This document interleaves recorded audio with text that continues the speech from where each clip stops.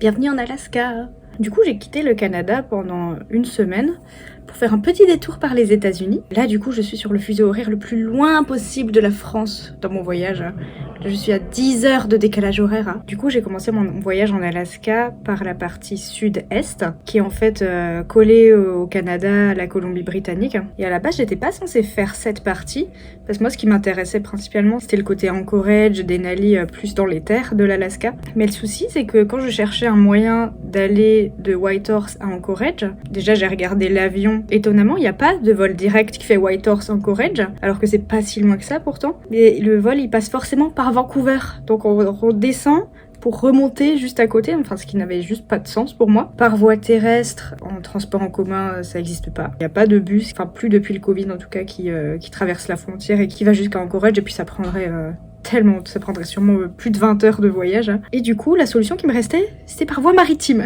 Enfin, en fait, c'est un mélange terre, mer, avion que j'ai fait. Donc au départ, c'est Ron de mon précédent Workaway qui m'a conduit jusqu'à Skagway. Donc c'était à 2 heures de route depuis Whitehorse. En fait, Skagway, c'est vraiment la première ville d'Alaska qui est à la frontière quand on arrive du Yukon. Alors c'est assez marrant parce que du coup, j'ai traversé la frontière américaine par voie terrestre et j'étais toute seule au poste frontière. Parce qu'en fait, les Canadiens, avec leur passeport, ils peuvent passer librement. Et moi, avec mon passeport français, du coup, j'ai dû rentrer au poste frontière, remplir un petit document, donner mes empreintes biométriques, et j'ai payé 6 $. J'ai même pas besoin d'un ESTA, en fait, quand on traverse par voie terrestre. Il y a un visa spécial qui nous dispense d'ESTA pendant 3 mois. Donc ça allait super vite. Et du coup, Skagway, alors c'est une petite ville qui est toujours dans les vibes très Yukon, western. Ça ressemblait un peu à Carcross, Dawson City. Sauf que c'était beaucoup plus touristique. En fait, il y a les bateaux de croisière énormes qui arrivent jusqu'à Skagway. Et du coup, en fait, ils lâchent tous les touristes, les dizaines de milliers de touristes qui sont dans une toute petite ville, toute mignonne et qui devient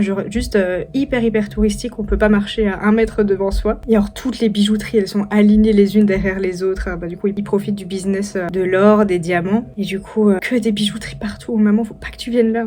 Et du coup, de Skagway, j'ai pris le ferry pendant 7-8 heures jusqu'à Juneau, qui est la capitale de l'Alaska. Mais c'est une toute petite ville en fait.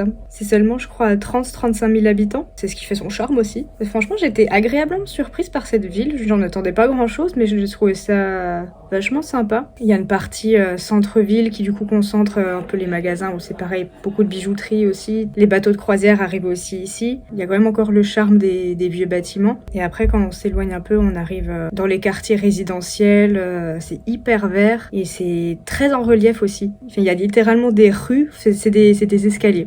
Donc à Juneau, ceci est considéré comme une rue.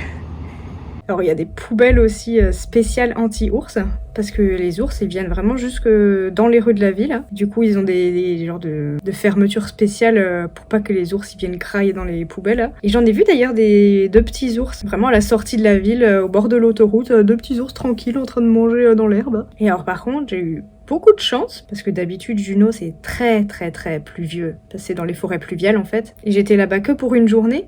Et du coup, la seule journée que j'ai choisie, c'était la seule journée où il a fait beau pendant plus de 2-3 semaines. Oui, enfin, la chance est avec moi. Enfin, littéralement, les gens, ils m'ont dit « Oh, ça fait 2 semaines qu'on n'a pas vu les montagnes. » Bon, c'était pas grand soleil non plus, hein, c'était quand même un peu couvert. Il y avait juste un petit charme, une petite brume en haut des montagnes, mais sinon, c'était assez dégagé. Et heureusement, parce que du coup, en fait, l'activité que j'ai fait à Juneau, c'est une balade en canoë pour aller voir le glacier Mendenhall. Donc en fait, c'est un glacier assez célèbre qui s'est fait connaître pour ses énormes grottes de glace, vraiment tout bleu, glacé autour. Hein. Alors malheureusement, ces grottes, elles n'existent plus parce que le glacier a beaucoup fondu et reculé depuis. Mais du coup, j'étais dans un petit groupe, on était 10 dans un canoë sur une bonne demi-journée. Mais c'était assez tranquille, c'est pas trop fatigant le canoë. Puis après, on s'est parqué au bord du glacier, on a pu un peu marcher autour. On pouvait pas aller dessus non plus parce que là, les températures commençaient à être un peu trop élevées. C'était trop dangereux. Mais c'était hyper impressionnant, enfin voir tout ce bleu glacé, c'était trop beau. Donc ouais, au final, je regrette pas d'avoir fait cette partie que j'avais pas prévue à la base. Et ensuite,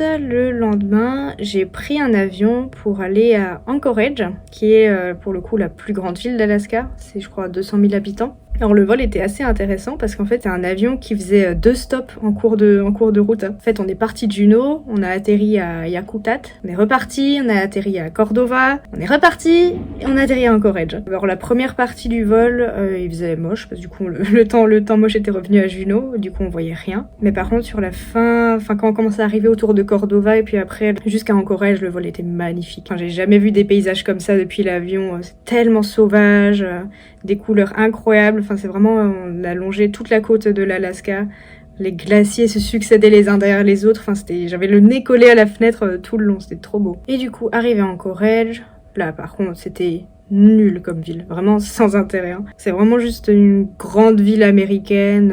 Y a aucun bâtiment qui sort du lot. Même dommage parce que c'est une ville qui est entourée du coup par le Pacifique, mais ils tirent pas du tout l'avantage d'aménager le côté bord d'océan. Enfin, c'est vraiment nul. Mais mon but c'était pas forcément de visiter Anchorage. En fait, je m'en servais de camp de base en fait pour graviter autour. En fait, il y a des assez bonnes connexions en transport en commun depuis Anchorage pour aller dans des points touristiques. C'est pas des transports en commun que les locaux utilisent, hein. C'est vraiment des trains et des bus touristiques, mais ça fait vraiment le taf, donc c'était chouette. Le premier que j'ai pris, c'était pour aller à Seward, donc je suis descendue vers le sud pendant 4 heures, quelque chose comme ça. Pareil, la ville en soi, pas beaucoup d'intérêt, mais ce qu'il y a à faire absolument là-bas, c'est une croisière en bateau pour aller dans le parc national de Kenai Fjords. C'est un des trucs qui m'attirait absolument en Alaska. Enfin, c'est vraiment des petits îles rochers avec des sapins. C'est vraiment un paysage typique du Pacifique Nord-Ouest, hein. Et en plus, on peut voir plein de mammifères marins. Enfin, c'est connu pour voir les baleines à bosse, les orques là-bas, donc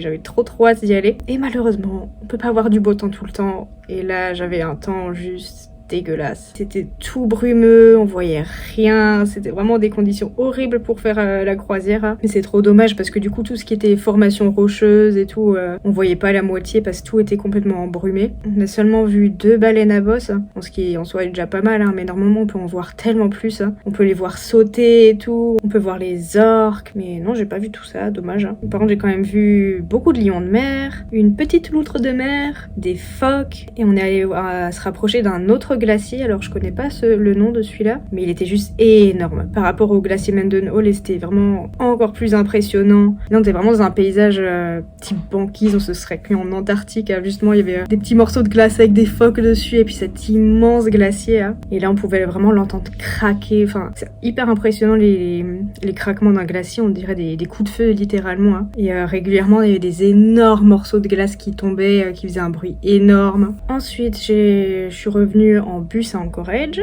et le lendemain j'ai pris un nouveau train pour aller cette fois vers le nord au parc national de Denali, donc qui est quasiment à la même hauteur que Dawson City. Alors ce qui est assez particulier avec ce parc, c'est qu'en fait il y a tout ce qui est lodge, les trucs touristiques, c'est concentré en un point à l'entrée du parc, et ensuite il y a une route qui part sur une centaine de kilomètres à l'intérieur du parc, et on peut seulement y accéder avec son propre véhicule sur je crois une dizaine de kilomètres, et ensuite soit on peut prendre une navette gratuite qui continue jusqu'à je crois 70 km à l'intérieur du parc, ça dépend des années en fait, les portions qui sont ouvertes, et du coup qui fait plusieurs arrêts et on peut sortir quand on veut. Soit on est toujours en bus mais dans un tour guidé qui s'arrête à chaque fois qu'on voit des animaux sauvages, et c'est ça l'option que j'ai choisie. Mais du coup c'est pas mal ce système parce que ça contribue à garder le parc hyper sauvage en fait. On n'a pas des centaines de touristes qui déambulent partout avec leurs véhicules dans le parc. Il y a juste les bus et du coup c'est chouette, hein. C'est vraiment ambiance Into the Wild. Et du coup pendant toute la matinée j'avais ce tour en bus guidé où on a vu 2 orignaux, un caribou de pas très loin et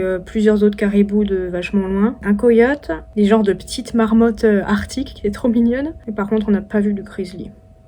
Par contre, on a vu quelque chose qui est très rare de voir, hein. C'est le mont Denali, qui est la plus haute montagne d'Amérique du Nord. Elle est à 6190 mètres d'altitude, donc plus haut que le Mont Blanc. Et apparemment, il y a seulement 30% des visiteurs qui voient la montagne, parce que d'habitude, elle est toute cachée par les nuages. Hein. Et nous, on a eu de la chance, alors malgré le fait que quand je regardais la météo, ils annonçaient que du mauvais temps pour toute la journée. Au final, il a pas si fait mauvais que ça, c'était même un peu dégagé le matin, et vu qu'on a réussi à voir la montagne. Alors en vrai, je l'avais déjà vu depuis Anchorage, parce que j'avais eu un temps tellement dégagé là-bas que on pouvait la voir à des centaines de kilomètres. Du coup, je sais pas si ça compte dans les 30% qui la voient quand même. Hein. Et du coup, par contre, le tour en bus, là, il était complet, il y avait plus un siège de libre. J'avais quand même réussi, moi, à me faufiler, à trouver une petite place tranquille à la fenêtre. Et après un premier arrêt, il y a le chauffeur de bus qui vient vers l'arrière et qui demande est-ce qu'il y a quelqu'un qui voyage tout seul parce qu'il y a un monsieur qui a été séparé de sa famille, qui aimerait bien aller à l'arrière. Et j'ai même pas eu le temps de dire quoi que ce soit. La nana à côté de moi, qui en fait était la femme du monsieur en question,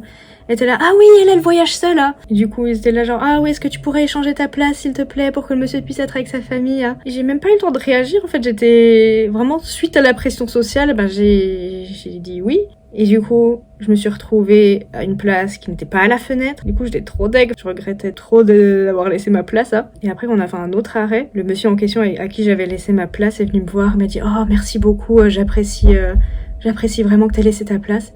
Et il m'a donné un billet de $100. Bon bah à ce prix-là, c'est bon, je veux bien laisser ma place, hein. Le karma a frappé, oui, la fortune. Et au final, après, sur la moitié du trajet retour, la nana à côté de qui je me suis retrouvée, elle a échangé sa place avec moi, je me suis quand même retrouvée à la fenêtre. Donc j'ai fait mon tour moitié à la fenêtre et j'ai gagné 100€. Oui. Et du coup, après, je suis retournée en bus à Anchorage. On a vu 2 orignaux encore sur la route. Et là, il est temps de retourner au Canada. Et franchement, je suis pas mécontente de retourner au Canada, hein, parce que les États-Unis, c'est tellement cher. Enfin, c'est vraiment scandaleux. Je sais pas si c'est parce que c'est l'Alaska ou si c'est partout comme ça en ce moment, mais les restaurants, les supermarchés, c'est hors de prix. Enfin, pour dire, quand je voulais juste faire mes provisions de gâteaux, hein, un paquet d'Oreo, $8. $8 le paquet d'Oreo. Et en plus, maintenant, $1 égale 1€.